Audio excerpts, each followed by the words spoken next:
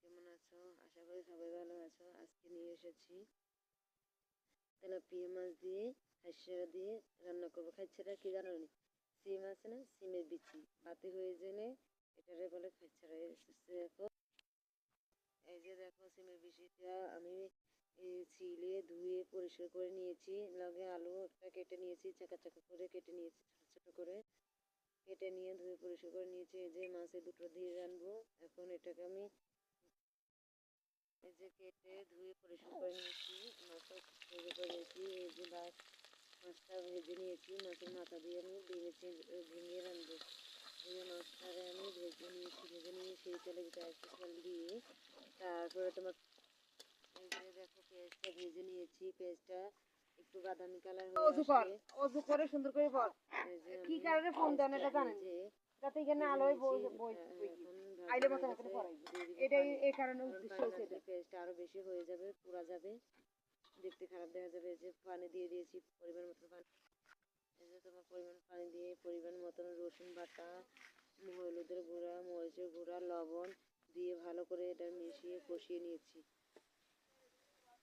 এই যে মশলাটা দেখো কষানো হয়ে গেছে। কষানোটা বুঝবে কীভাবে, এই তেলটা বেশি উঠলে মশলাটা নিচে বসে যাবে, উপরে তেলটা বেশি উঠবে। তারপরে এটা তাহলে মনে করবে মশলাটা কষানো হয়ে গেছে। এখন আমি ওই ভাজা মাছের মাথাটা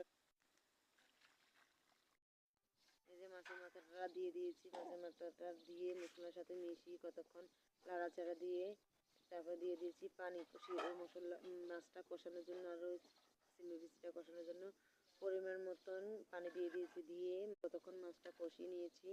কষানো হয়ে গেছে দেখো। এখন সাইড করে আমি খাইশারা আর সিমের বিচিটা খাইশারা আর আলুটা দিয়ে দিয়েছি। দিয়ে ভালো এটাও ভালো করে কষিয়ে নিব। কষানো হয়ে গেছে দেখো, ঢেকেছে কষিয়ে নিয়েছি। তারপর আবার দিয়ে দিব আমি ঢাকনাটা উঠে। কষানো হয়ে গেছে, পানিটা শুকানো। এখন দিয়ে দিব টমাটোটা দিয়ে ভালো করে এটাকে